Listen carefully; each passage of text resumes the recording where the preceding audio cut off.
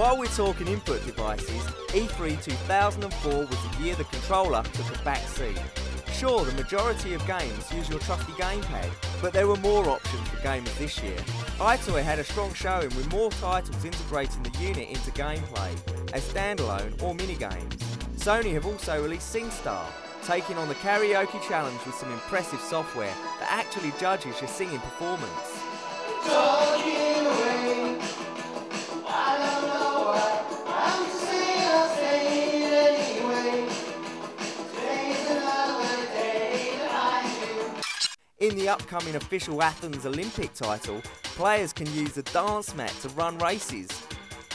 Apart from the touchscreen on the DS, Nintendo showed off the bongos, a new and very original way to play your games. Plus, the continuing popularity of steering wheels and guns had gamers in their element, yet again.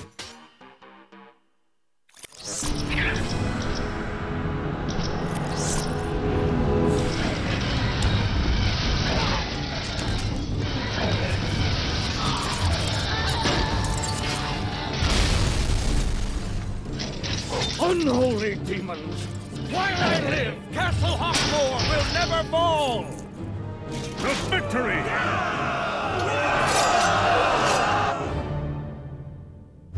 Capcom's popular medieval fantasy platform adventure has returned with the release of Maximo, Army of Zin. Help me! Monsters are attacking my village! Please help us!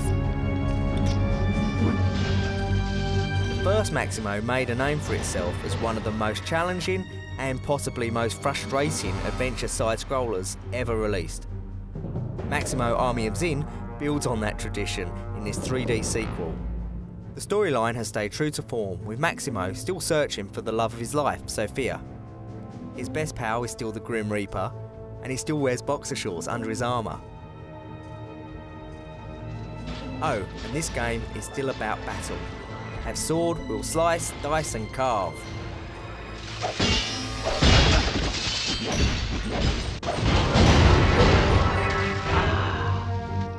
The Army of Zin is a bunch of evil robots powered by lost souls. These are your main foe, and in true platform fashion, there is an even bigger, nastier, evil soul-powered robot at the end of each level.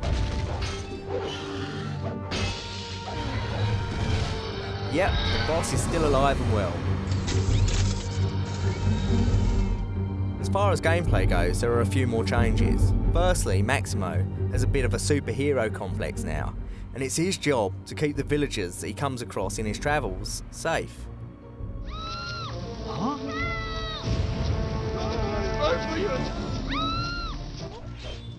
This adds a little more purpose to the quest, rather than just looking for the keys and the shortest route to level completion. While we're on that subject, Army of Zin is a lot more linear than its predecessor, and you are pretty much guided in the right direction. Maximo's underwear plays a larger role this time round, with particular boxer shorts giving Maximo special abilities. Another thing you'll notice is you can play Reaper whenever the Grim meter is full. Don't get too used to it though. If you blink twice or scratch yourself, you'll be reverting back to Maximo before you had a chance to experience the joy of death. Like most platformers, it's all about collecting.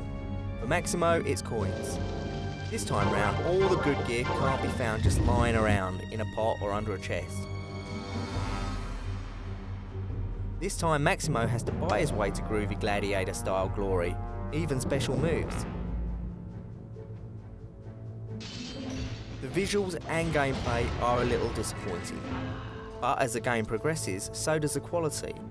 One feels that the developers could have gone back to the first few levels and tightened them up a bit, just to add more interest. After all, the first few levels are the ones we play first, and a gamer can quickly be lost if it doesn't play well in the shop.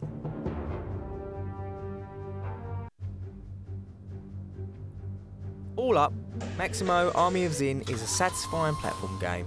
Cutscenes are done well, and gameplay and controls are okay. If you enjoy the combination of platform and adventure, with a little humour thrown in, then this may be the next game for you. You must rescue those souls! I'm on it, Grim. Here! If you need me, just use the coin! Thanks. Are you sure I'll be needing this? Oh yeah, I guarantee you will.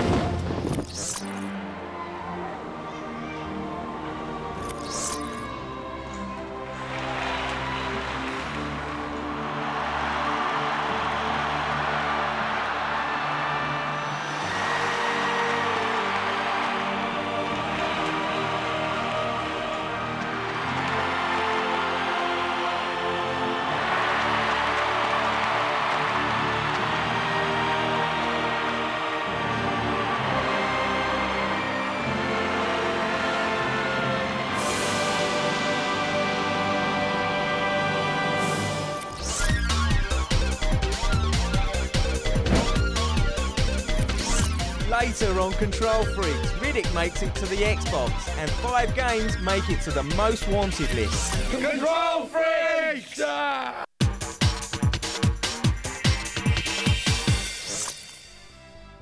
If you're looking for a handheld RPG packed with turn-based menu-driven combat, then Golden Sun: The Lost Age delivers. The almost too lengthy opening recap provides all the background you need to catch up on the story behind the Golden Sun series. Your team of travellers continues the journey while battling a range of enemies using well-animated physical attacks, magical element-based synergy and the ability to unleash special moves performed by your Jinn. Golden Sun: The Lost Age's graphics and gameplay have surpassed its predecessor's high level of quality. Our rating for this GBA game, 4.5 stars.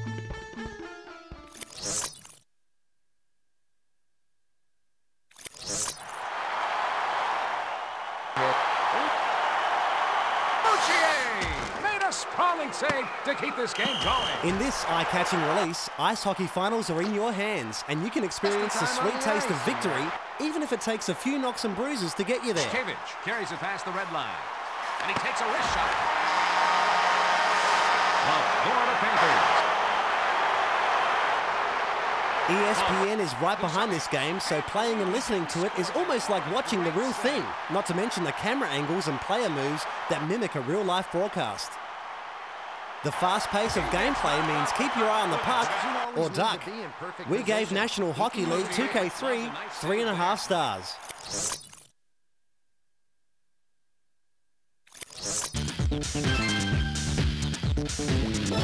In Monkey Ball Junior, you have to guide your ball through 60 progressively difficult floors filled with steps, bumps, moving platforms and more. It's addictive, challenging, infuriating and fun. The 4 mini-games are great, especially in multiplayer mode, and help you to calm down after another hour on that tricky level. These include Monkey Bowling, Monkey Fight, Monkey Golf, and Monkey Duel.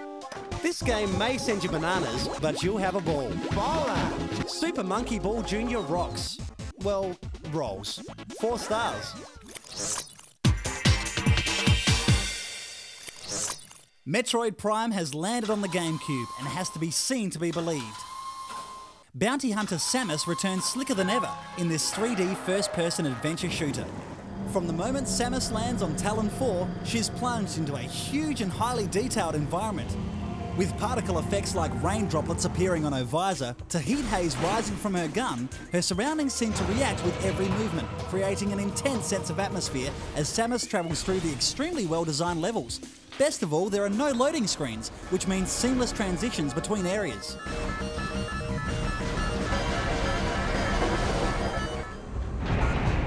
Samus has a powerful array of weapons at her disposal: wave, ice and plasma beams, missiles and of course her trademark Morph Ball.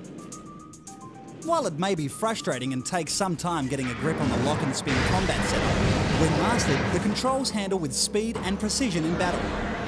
Exploration is the key to the game, with vast regions to investigate. Although some backtracking is required, you'll normally be rewarded with a new item or power-up, and entry to previously inaccessible areas. Visors are used to deliver information that is vital for solving puzzles, defeating bosses and gathering planet history. In Total Darkness, the thermal visor reveals hidden enemies, while from behind a wall, the X-ray visor shows all. Our tip: scan everything. Samus has lost none of her charm in the transition from her humble 2D side-scrolling beginnings to this 3D graphical delight.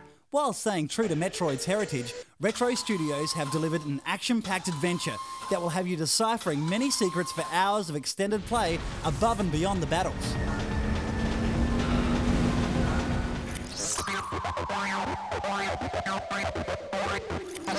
Wipeout, with its incredible futuristic graphics and music by well-known ambient music acts, was quickly identified as the best game on the PS1.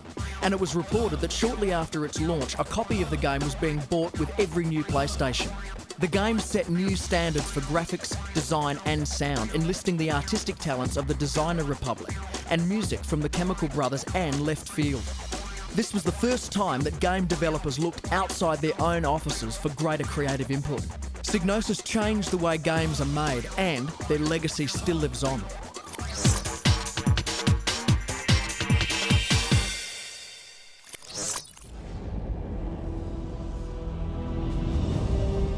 Welcome to Butcher Bay. Triple Max Security Prison. Toughest slam in the universe. Impossible to escape. But then they'd never met me.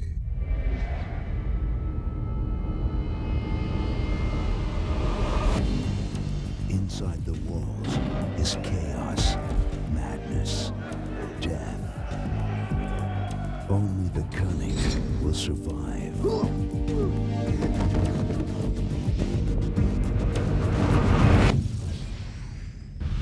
Only the power to see through darkness can save you.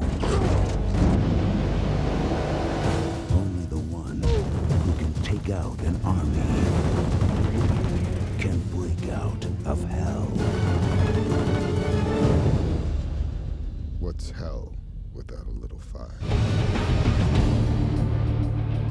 The dark can protect you.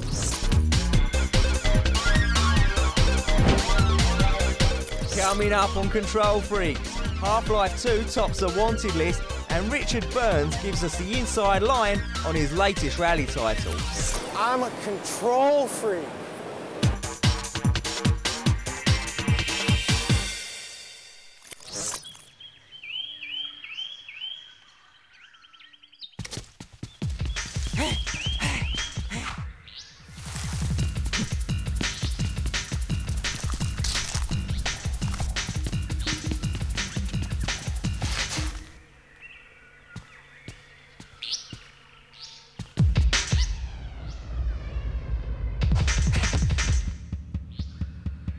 With more colloquial cliches than an outback pub, Ty the Tasmanian Tiger brings a big dose of Ocker Aussie culture to the gaming world, and it's just bonza. The feisty Ty jumps, runs, bites and rangs his way through portals full of magical levels. He must track down rare thunder eggs needed to obtain the 5 talismans required to free his family. Every level has 8 goals to complete, although 4 of these objectives are always the same. Collect 300 opals, rescue 5 bilbies, complete a timed race and beat the boss. Soon unimaginable power will be mine. Mine. Ty has 12 different boomerangs to be earned and mastered, each with their own special purpose. Luckily, controlling Ty is simple, with new moves easy to learn, keeping the game flowing at a steady pace. Whilst providing a cleverly presented twist on a very familiar style of 3D platform game, Ty the Tasmanian Tiger is not particularly challenging, with enemies easily targeted and defeated, even when on the run. With a great script and storyline, the voices are definitely a highlight, as Ty comes across a cast of quirky Australian characters who will have you laughing with their cheeky antics and colourful conversations. Sounds like you've got a fair dinkum adventure ahead of you, mate. The background scenery is a showcase of Australian landscapes, rich in colour and with detail that may not be noticed at first glance. No Aussie icon has been forgotten, right down to the outdoor dunny, which serves as a continue point should Ty bite the proverbial dust. Comical cutscenes merge seamlessly into the flow of the game. Best of all, you can fast forward through them if you want to get straight back into the action. No! A fair dinkum Aussie extravaganza, definitely worth playing.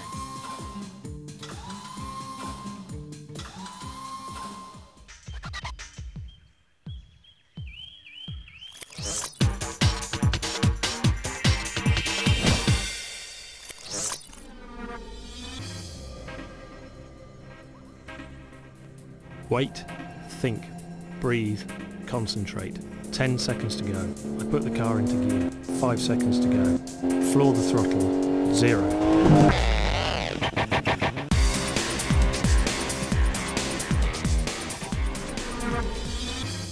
It's always a challenge to create a game that sets out to be the most realistic of its kind. In the world of rally games, this title belongs to Richard Burns Rally. All I've done since I was 15 is to drive rally cars. That's all I've ever wanted to do. I was first approached by SCI and Warthog after I'd become the World Rally Champion in 2001. When making this game, we focused on 4 key elements. These are revolutionary graphics and design, the most advanced sound engine, realistic gameplay, and a seamless mode of game flow. With these combined elements, we've succeeded in creating a game that truly captures a pure rallying experience. From the very first stages through to actually playing the game, it was very interesting to see how the developers incorporated my knowledge. I'm amazed at how accurate the simulation is. This game is different in the way that speed is no longer the only winning factor. It takes intelligent tactics, risk management, consistency, and a decisive approach. For the first time, a player has the unique opportunity to manage their entire rally career in conditions that mirror a real-life championship. 300. When you're racing at speed, nothing else matters apart from what's going on immediately around you. This game puts you in that place, puts you literally in the driver's seat. It takes more than just a great driver to be champion. When the pressure threatens to throw it all away, that's when the control kicks in. Richard Burns Rally. It is here that champions are made.